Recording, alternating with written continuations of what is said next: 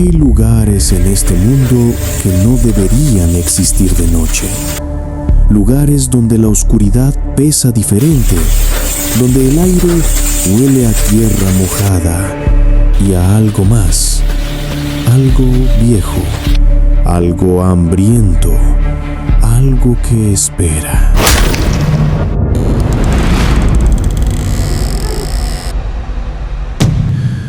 El bosque de Tlalpan está en el sur de la Ciudad de México.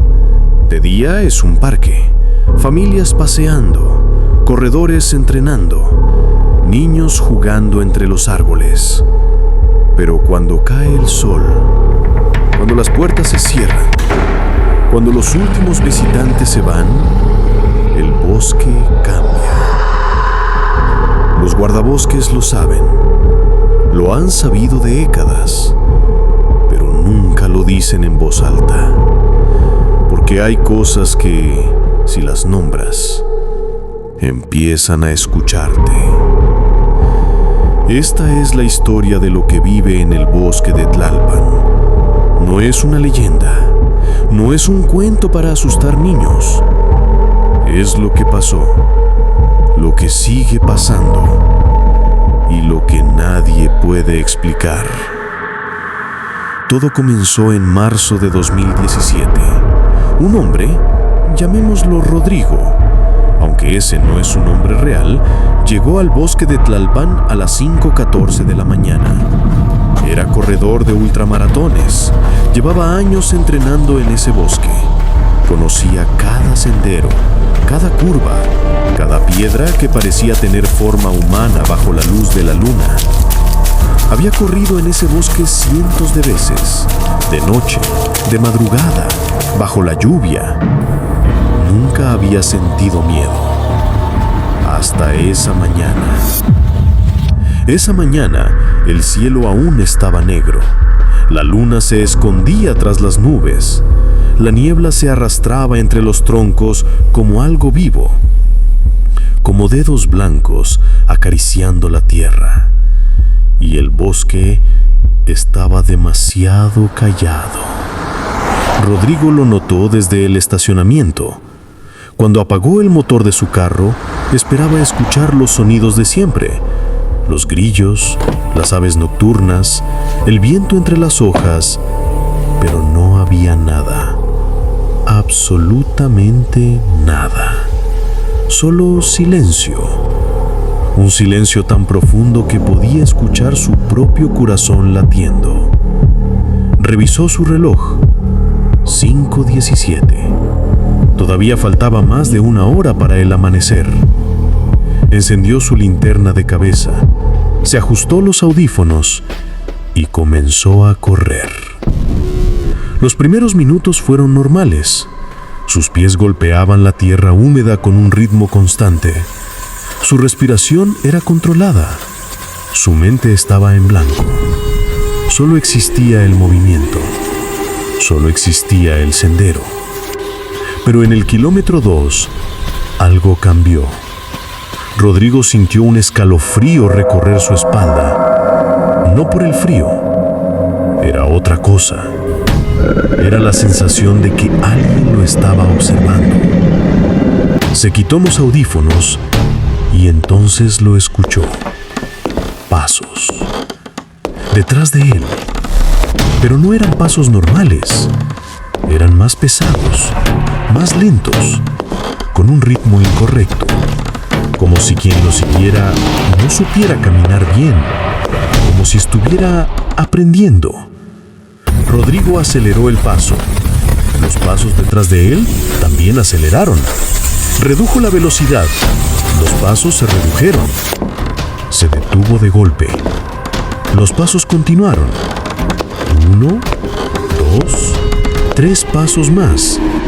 Y luego, silencio. Rodrigo sintió que el aire se volvía más pesado, más frío, más difícil de respirar. Lentamente giró la cabeza. Su linterna iluminó los árboles detrás de él. Troncos, ramas, niebla, nada más. Pero la sensación no desaparecía. Algo estaba ahí, algo que no podía ver, algo que lo estaba mirando. Siguió corriendo, más rápido esta vez. Su corazón latía con fuerza, sus piernas ardían y los pasos volvieron. Pero ahora no venían de atrás, venían de la izquierda. Rodrigo giró la cabeza. Nada. Los pasos se movieron a la derecha. Giró de nuevo. Nada. Era como si la cosa estuviera jugando con él, moviéndose alrededor de él, probándolo, evaluándolo. Rodrigo llegó al sendero 3, el más largo, el más aislado, el que bordea la zona más densa del bosque. Y fue ahí donde todo cambió. Primero fue el olor, un olor que no pertenecía al bosque. Tierra mojada, pero también algo más, algo metálico, algo dulce, como sangre vieja mezclada con fruta podrida. Rodrigo se detuvo, su estómago se revolvió, y entonces escuchó algo nuevo, una respiración. Pero no era humana, era rasposa, entrecortada, como si algo estuviera oliendo el aire, buscándolo. Rodrigo levantó su linterna lentamente. La luz atravesó la niebla, iluminó los árboles a su izquierda, y lo vio. A unos 10 metros, entre dos troncos viejos, había una figura. Al principio Rodrigo pensó que era un hombre, alguien perdido, alguien que necesitaba ayuda. Estaba de pie, inmóvil, desnudo. La piel era blanca, demasiado blanca, como si nunca hubiera visto el sol, como si estuviera hecha de cera. Rodrigo intentó hablar. Su voz salió temblorosa, pequeña. ¿Está bien, señor? ¿Necesita ayuda? La figura no respondió. No se movió. Ni siquiera parecía respirar. Solo estaba ahí, de pie, mirándolo. Aunque Rodrigo no podía ver sus ojos, podía sentirlos, clavados en él, atravesándolo. El silencio se extendió. 1 segundo, 2, 3 segundos, y entonces la figura inclinó la cabeza, pero no hacia un lado como haría una persona normal, hacia atrás, completamente hacia atrás, hasta que el rostro miraba al cielo. Rodrigo escuchó un sonido que lo hizo retroceder, un crujido, húmedo, profundo, como huesos rompiéndose bajo la piel. Las piernas de la figura se doblaron, pero no hacia adelante, hacia atrás. Las rodillas se invirtieron con un chasquido que resonó en el bosque. Los brazos se alargaron, los dedos se estiraron, se volvieron más largos, más finos, como garras, y se hundieron en la tierra. La espalda se arqueó hacia arriba, la columna vertebral sobresalió bajo la piel, vértebra por vértebra, como si algo dentro de ese cuerpo estuviera tratando de salir. Rodrigo no podía moverse, no podía gritar, no podía respirar, solo podía mirar, mientras esa cosa que había sido un hombre se transformaba en algo más, algo que no tenía nombre, algo que no debería existir.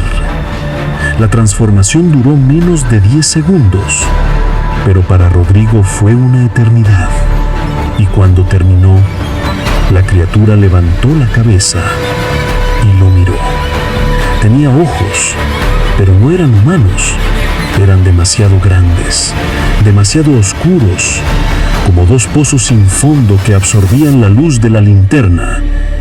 Y tenía una boca que se abría demasiado, que se extendía más allá de donde debería terminar un rostro, llena de dientes, demasiados dientes, afilados, amarillos, como los de un animal que se alimenta de carroña. La criatura sonrió, y Rodrigo sintió que su cuerpo se helaba. Era una sonrisa que no expresaba alegría, expresaba hambre, curiosidad y algo más, algo parecido al placer. La criatura olfateó el aire, una vez, 2 veces, y emitió un sonido bajo, gutural, como una risa ahogada. Rodrigo entendió en ese momento que la cosa podía oler su miedo y que le gustaba. La criatura dio un paso hacia él. Sus movimientos eran antinaturales, fluidos, pero incorrectos, como si su cuerpo no estuviera diseñado para moverse así. Rodrigo retrocedió. Su pie tropezó con una raíz, casi cae, y eso fue suficiente.